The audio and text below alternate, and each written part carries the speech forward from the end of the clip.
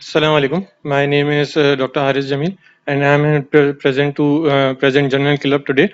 The topic of my presentation is how to interpret the results of a midstream specimen of urine culture test. Now, first of all, objectives of my presentations are indication of urine culture, why the urine culture is performed, how to collect sample collection, uropathogens and their virulence, and the last, management and prevention of urinary tract infection. Now the introduction. Midstream specimen of urine culture is performed in patients presenting with symptoms of urinary tract infection in order to confirm diagnosis. Secondly, to identify the infective organism. Third, to determine the antibiotic sensitivities. These are the symptoms according to the site of infection in urinary tract. First of all, if the organism affect kidney, then pyelonephritis will develop, and the symptoms are flank pain, high fever, malaise, and bacteria in urine, and urinary symptoms similar to cystitis. If the infection occurs in bladder, then there will be symptoms related to increased urinary frequency, urgency, dysuria, pain above the pubic region. This is most commonly occur in women. Now these are the next slide determine the natural defense of urinary tract. First of all, periurethral and urethral region. The normal flora of the vaginal introitus, the periurethral area and the urethra usually contain microorganisms such as lactobacilli, coagulase negative staphylococci that form a barrier against uropathogenic colonization. However, acute changes in colonization have been associated with the use of antimicrobials that alter the normal flora and increases the receptivity of the epithelium for uropathogens. Now the urine. Urine basically in general fastidious organism that normally colonize the urethra will not multiply in urine and rarely cause UTI. Secondly, urine from normal individuals may be inhibitory for the organisms to grow. Most inhibitory factors are the osmolality, urea concentration, organic acid concentration, and pH. Uromodulin, a kidney-derived monosylated protein that is present in an extraordinarily high concentration in urine, may play a defensive role by saturating all the mannose binding sites of the type 1 ply, thus potentially blocking bacteria binding to the uropelectin receptors of the urothelium. Now, the third defense mechanism involves bladder. Bladder make their way into the bacteria make their way into the bladder fairly often. Whether small inoculi of bacteria persist and multiply depends on the ability of bladder to empty. There are multiple factors by which bladder removes these bacteria. Additional factors include innate and adaptive immunity of the bladder and exfoliation of epithelial cells. This is a picture depicts innate and adaptive immunity of the bladder. Basically, this shows multiple pathogenesis of the how the bacteria infect the epithelium and how it is removed from the epithelium. First of all, if the E. coli, suppose E. coli attached to the receptor, then it is recognized by the toll-like receptors of the epithelium, and it causes increase of the cyclic AMP, which causes bacteria to remove from the epithelium. Second, if this bacteria escape from this mechanism, then lysozyme attach and it causes bacteria to remove from the epithelium. Thirdly, there are multiple antimicrobial elements which increases in the epithelial cells and it causes removal of the bacteria from the epithelium. Fourth defense mechanism involve exfoliation, which causes expression of the multiple enzyme called caspases, which causes exfoliation of the epithelial cells. This is partly protective and partly abnormal mechanism because it causes bacteria to attach to deepened epithelial layers.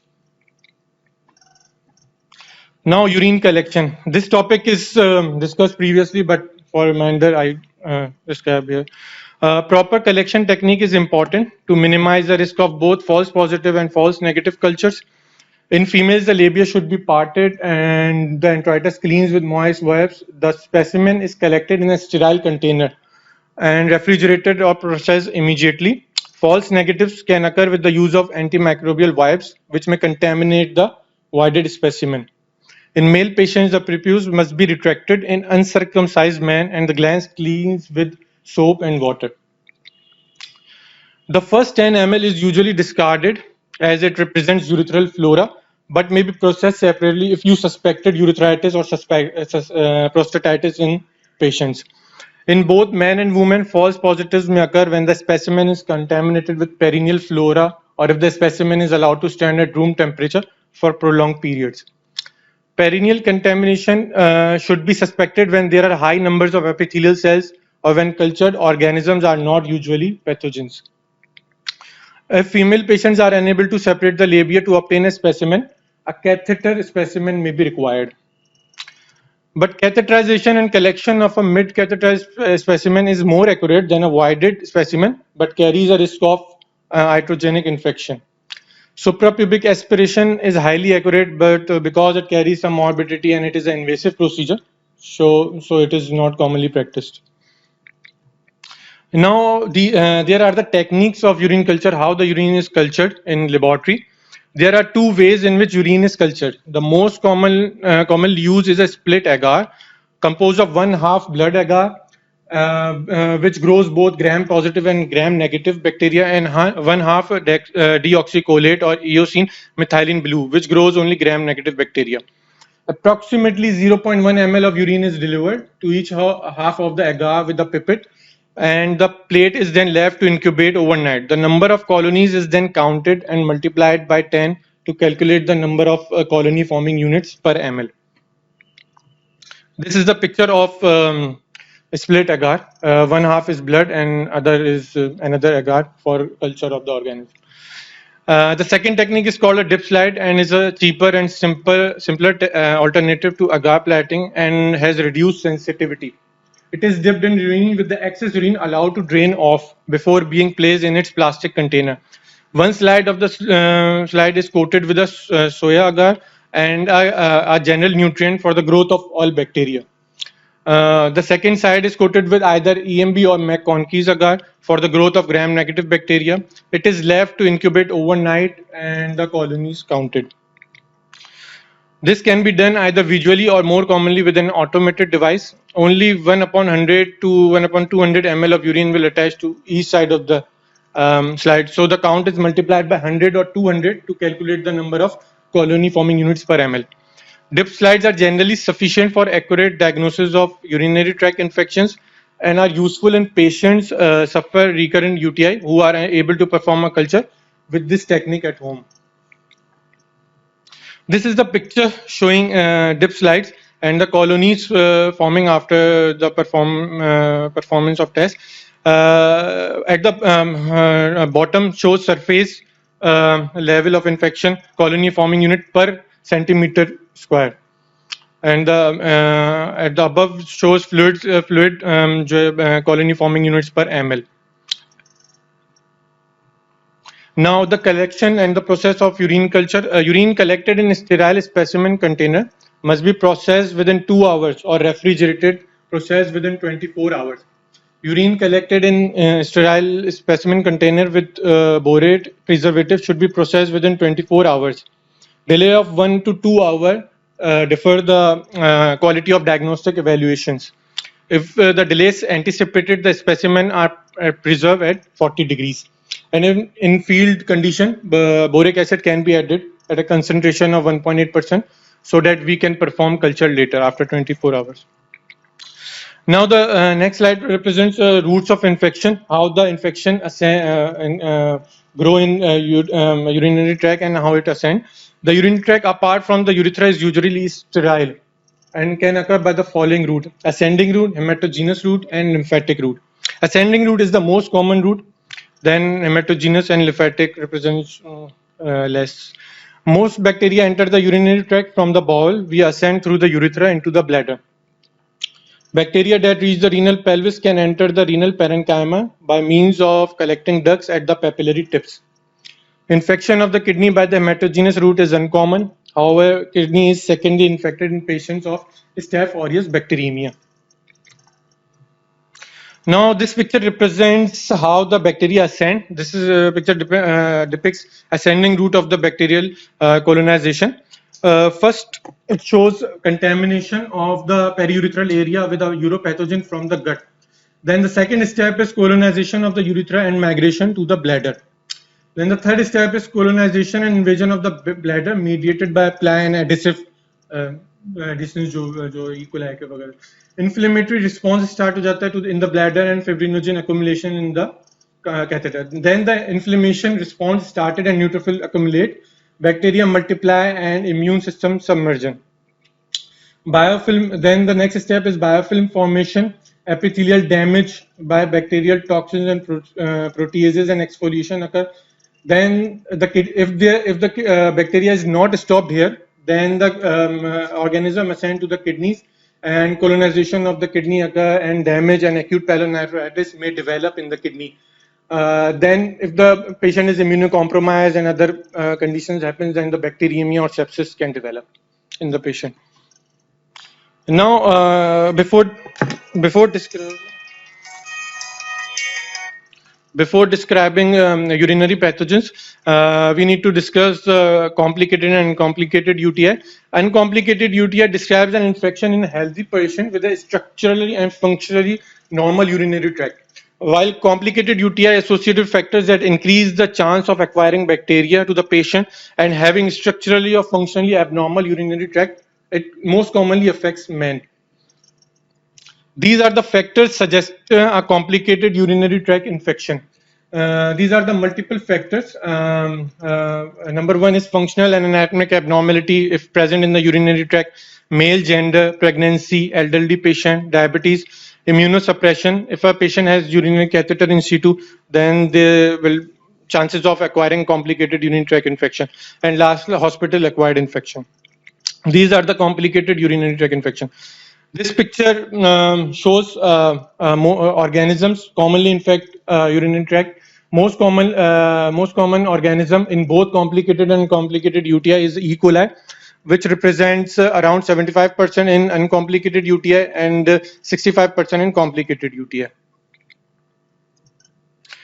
Now, urinary tract infections are caused by a wide range of pathogens, including gram-negative and gram-positive bacteria, as well as fungi.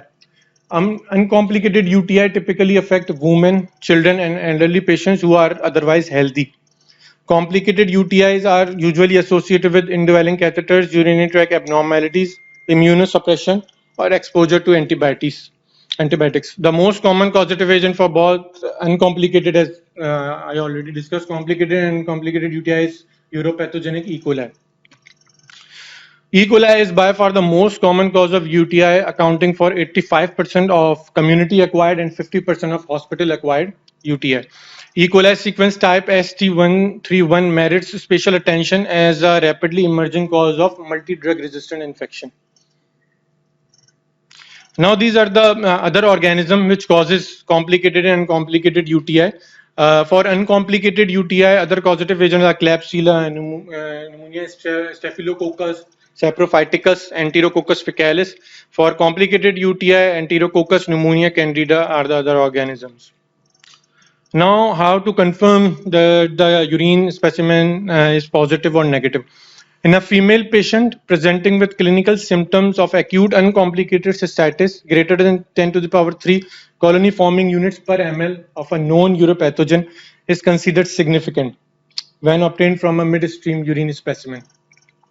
In female patients with acute uncomplicated pyelonephritis greater than 10 to the power 4 is considered significant. And in patients with complicated UTI, 10 to the power 4 is considered significant in men, and 10 to the power 5 colony forming units per ml is considered significant in women. Any bacteria in suprapubic aspiration is considered significant. Now, management of how to deal with UTI. In patients with fever and positive urine culture, consideration should be given to hospitalize for IV antibiotics. In the absence of nausea or vomiting, some patients may be managed in the outpatient setting with oral antibiotics. Ciprofloxacin is indicated as a first-line treatment in febrile patient in the outpatient setting, except in cases of bacterial resistance or patient allergy. Upper tract imaging is therefore mandatory in all patients with fever and positive urine culture. Upper tract imaging should include an initial renal tract ultrasound scan, X-ray of the kidney, ureter, and bladder, or CT scan. CTKUB should be considered if urinary tract calculi, infective calculi are suspected. Intravenous urogram or CTIV gives additional information regarding the anatomy of the upper tract and some functional information regarding drainage of the upper tract. CT is useful in providing information regarding differential diagnosis. Now, culture reports will include identification of all significant cultured organism. Missed bacterial growth should be considered contamination. So, repeat urine culture advised. Antibiotic sensitivity of all cultured organisms should be included in reports and are important for appropriate antibiotic selection in individual patients as well as providing essential epidemiological data. It is important to be aware of local bacterial resistance patterns such as appropriate antibiotic should be started empirically before the culture received after 48 hours. So we start antibiotic early in symptomatic patients. Once culture results are available, antibiotics may be tailored to those with a narrow spectrum of activity. This will minimize the risk of side effects such as candidiasis and gastrointestinal upset. Now, an initial episode of culture or dipstick positive uncomplicated cystitis within 6 months should be considered as a first case. Recurrent UTI is defined as 2 or more episodes within 6 months or 3 or more episodes within 1 year. Recurrent UTI, complicated UTI, and a second UTI in male patient under 35 years of age should be investigated further with the radiological investigation. Any patient with a structural or functional abnormality of the urinary tract or underlying host disease that interferes with normal immunological mechanisms in the absence of symptoms, but in the presence of positive culture and significant pyuria should be treated with appropriate antibiotics. Notably, new onset of offensive smelling urine in the absence of any other urinary symptoms in the setting of positive urine culture and pyuria should be considered asymptomatic. Alternatively, positive culture with or without pyuria in asymptomatic patients should not be considered to represent UTI. Now, in patients with severe symptoms of cystitis, including frequency, urgency, dysuria, may be so frequent that colony counts may not are so significant that it represents significant culture. So, within the urine for sufficient time to reach multiple significant counts. If UTI is strongly suspected in this patient, so we should start antibiotic in this patient. Now, this is the algorithm which describe management in patient. If the urine culture is positive and if the patient is symptomatic, we should and the patient has a fever, so we should start do upper tract imaging to see the hydronephrosis in the patient. And if there is no hydronephrosis, then we start antibiotic according to the appropriate sensitivity. And if hydronephrosis is present, so we should admit the patient and start IV antibiotics and do further investigation. If the patient has symptoms but is afebrile, so we should treat the patient with appropriate antibiotic. And if the patient is having first episode of acute uncomplicated cystitis, then और resolution हो जाती है उस patient में, तो फिर हम उसको कोई और ट्रीटमेंट नहीं करते, और अगर उसको रेजोल्यूशन नहीं होती तो हम दूसरा उसका कल्चर रिपीट कराते हैं और फिर उसको देखते हैं कि कौन सी एंटीबायोटिक हमें स्टार्ट करनी है. Now, this is the algorithm shows patient with negative urine culture and patient are symptomatic. If the patient is not symptomatic, no further investigation advised. And if the patient is symptomatic and having pyuria, then it could be the false negative result, or we should go for upper tract imaging. And if there is any abnormality, so we refer to the urologist. Now, this is the special consideration in which management of urinary tract infection in patient with spinal cord injury.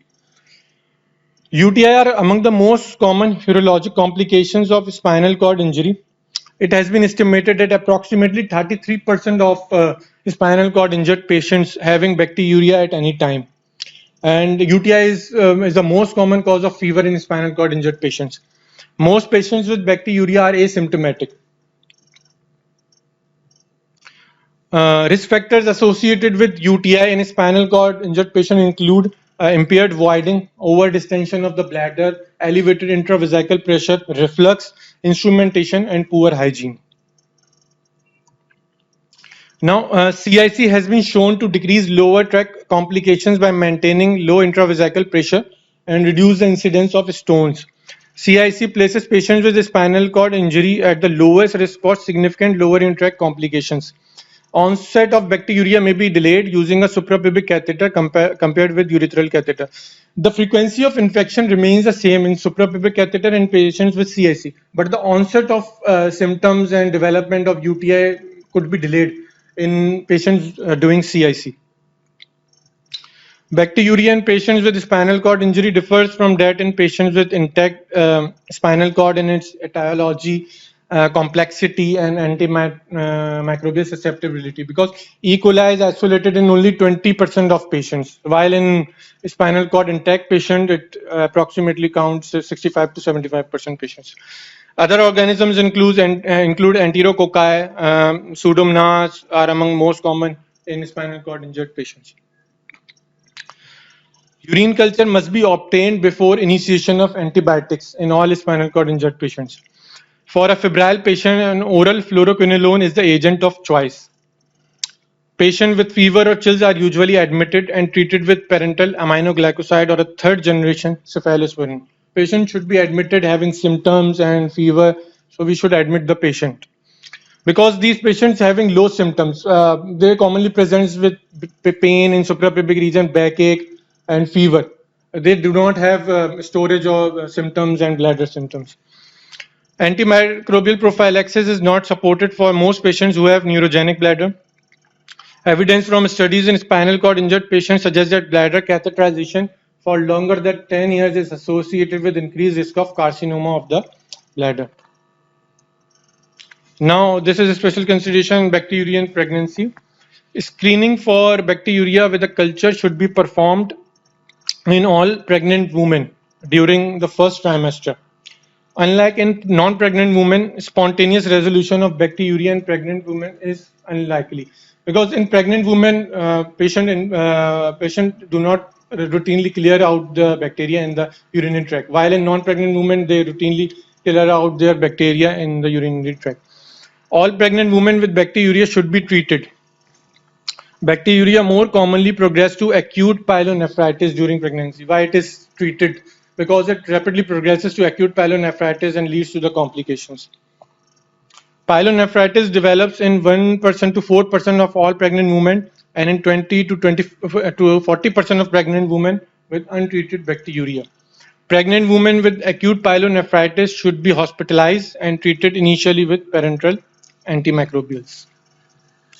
Now, this is the slide of antibiotics which are safe and which are unsafe during pregnancy. Penicillin group and cephalosporins are safe during pregnancy and can be used. Nitrofurantoin can be used, but it could not be used in patients with G6PD deficiency.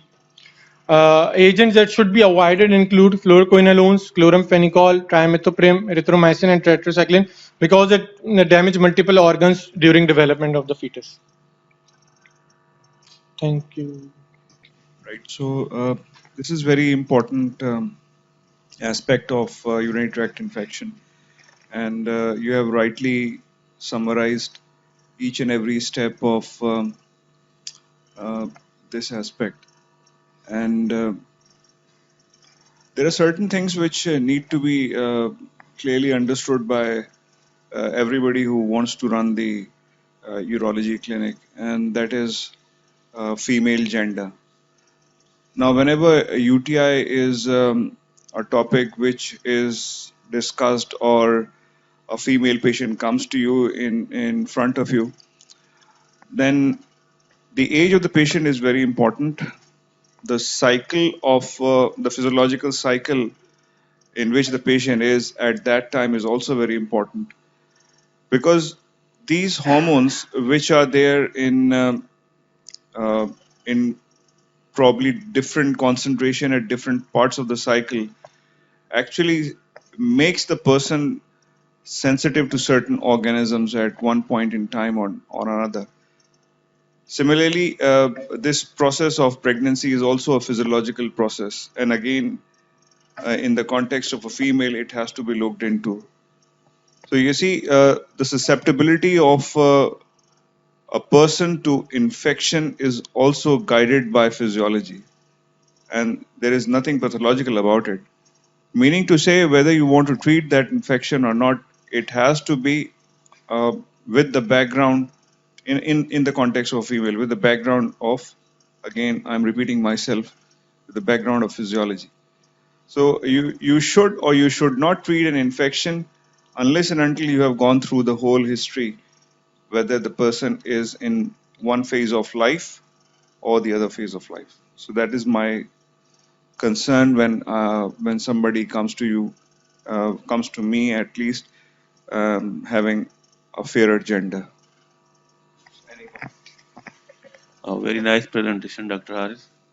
I just wanted to ask you something because we have discussed in detail collection of the sample in suspected cases of UTI. So, for common organisms like E. coli and everything, we usually go for the midstream urinary sample collection. But there is difference when we suspect or there is genitourinary tuberculosis in our differential diagnosis, because the patient with GUTB will always come to you with the symptoms of cystitis as well. So it is said in evidence that you should highly suspect GUTB as well when you are suspecting cystitis due to this common organisms. So if you would like to describe how should we collect sample when you are suspecting genitourinary tuberculosis, and what is the importance of a different technique of collecting these sample in suspected cases of GUTB? Basically, we took early morning sample, and we took sample on alternative, at least 3 samples on alternative day, if we suspect the patient having genitourinary tuberculosis. And there are multiple culture medium for inoculation of genitourinary tuberculosis. The question why we take 3 samples, because in order to yield better results and in order to misdiagnosis, we took multiple samples. And after collection of 3 samples, if the patient, if the culture is turn out to be negative, and if you suspect genitourinary TB because of symptoms of the patient, then it is said that it is not wrong to collect 2 or more samples of the same patient.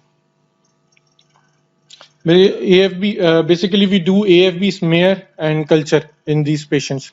Because why we do AFB smear? Because AFB smear results comes early, but it is not routinely turn out to be positive if the infection is present.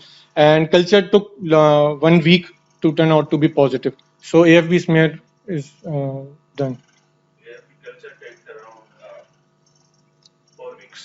नहीं, new techniques identified जो Campbell में पढ़ी थी मैंने, उसमें एक MITB करके कोई था, उसमें 1 week में रिजल्ट आ जाता है. There are multiple techniques actually to diagnose GUTB, but if you are going for the urine culture for mycobacterium, it takes almost 4 weeks. Okay, and another thing that you described in your presentation, that there are chances of acute pyelonephritis that increases with pregnancy. So, do you have any idea why the chances of acute pyelonephritis and ascending of organism increases with the pregnancy? Because there are multiple anatomic and physiological factors that occurs during the pregnancy, which includes increase in renal size, increase in glomerular filtration rate, increase in ureteric dilatation because of gravid uterus, and because of pressure to the ureter and distal urethra.